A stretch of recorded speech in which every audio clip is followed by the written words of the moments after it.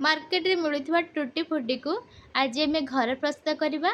Market भाया तार test colour combination perfect बनवाई सहज भिडियोटी समस्त देखिले ना समस्ते इजी प्रणाली रे बनई पारे। तो चलतु आज ये टुटी फुटी वीडियो स्टार्ट करवा। वीडियोटी को स्टार्ट करने पूर्व समस्त को सास्मी किचन ब्लॉग्स को स्वागत।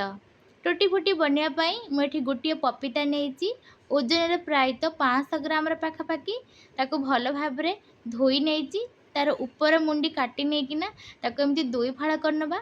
पपीता आमर एकदम कंचा रही तो कंचारे ही भल भाव टुटी फुटी बनी थाए।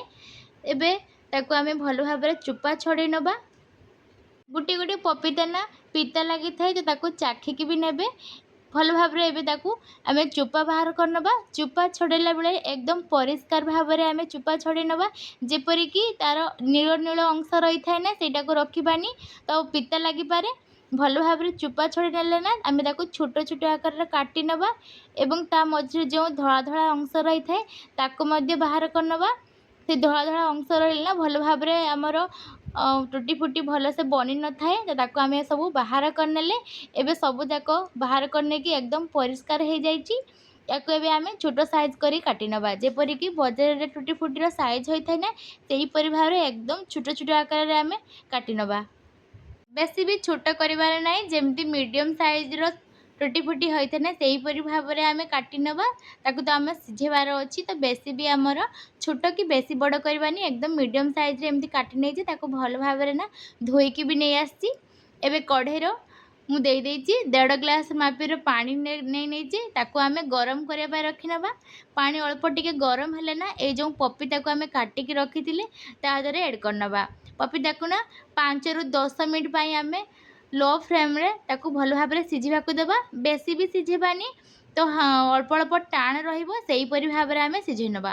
गोटे मुझे चेक करके भी देखुची यही भाव में अल्प टिके सिझीगले ना ताको आम बाहर करनवा। एबे जतिक सिझीबार अच्छी ना आमर प्रायतः अधा सिझी ताको आम बाहर करनवा बेसी भी सिझेबार नहीं। पानी बिल्कुल ही रखिबानी तो गोटे थाली को आम बाहर कर नहीं ताको आम ठंडा हाँपाई ना आम जो फैन चली से रखी नवा। एटी आम कढ़ाई नहीं नवा अल्प किसी चीनी जी आमर मीठा लगे से नहीं नवा। दाना ये आमर बड़ रही तो गोटे ग्लास मापीर मु पानी दे दूची। यही चीनी आमर मेल्ट हो गले ना आम रखी से पपीता को या देहर देदेबा। एबे चीनी मेल्ट हो जाए तार फुट आसी आम सेराणी प्रस्तुत करवानी बास खाली मेल्ट हवा दरकार। तो एबे आम रखीने से पपीता को सबू 1 ରୁ 2 मिनिट आम कढ़ाई रखी नवा जेपरिक मीठा अंश पपीतार भल भाव में मिसी जाए एवं किसी समय पर आम गैस फ्लेम को भी ऑफ करदे एवं बाहर करनवा। एबे मु 4टी कटोरी अलग अलग करी तो पपीता गुड़ा को नहीं एबे आम ता देहरे किसी फूड कलर मिसई नवा। एथिरे मु दउची लाली कलर फूड कलर गोटे छोट चामच अधा चामच कलर को लेकिन मुझे मिसई नौची। तो ये लाइट कलर देखा ना जिते बड़े आम सुखे नवा सब जाक तो तार कलर डीप आसीज। एमतीक साधारणतः 3 प्रकार ही टुटी फुटी कलर होता है जमीक नील लाली एवं हलदिया। आपण मैंने चाहिए जिते प्रकार चाहिए से प्रकार करें। ये तो मुझे साधारण 5 प्रकार ही यूज करुँची तो ये मुझे 3 प्रकार करनेली। एवं लास्ट देखूँ मु गोटे बीटरूट्र कलर मुझे एड कर नौची ता मध्य भल भाव देखा तो हल्का टिके लाइट कलर देखा जाउची ना सुखीगला से बहुत डीप कलर मध्य देखा यही भाव में मुझे 5 प्रकार कलर करची एवं मझे जो कलर देखा जाउची ना ताको मुझे सेमती धड़ा मध्य रखी नहीं। 5 मिनिट पाइना एक कटोरी आम रखी नवा टुटी फुटी को जेहेतु कलर भल भाव में लगी जाए। 5 मिनिट पर कौन से गोटे पेपर हो कि प्लास्टिक कि थाली हो से आम भलसे सुखई नवा। राति सारा आम फैन तले जब रखी नवा ना तो भल भाव में सुखीज एवं मझे मझे हाथ में उलटाई दौथे।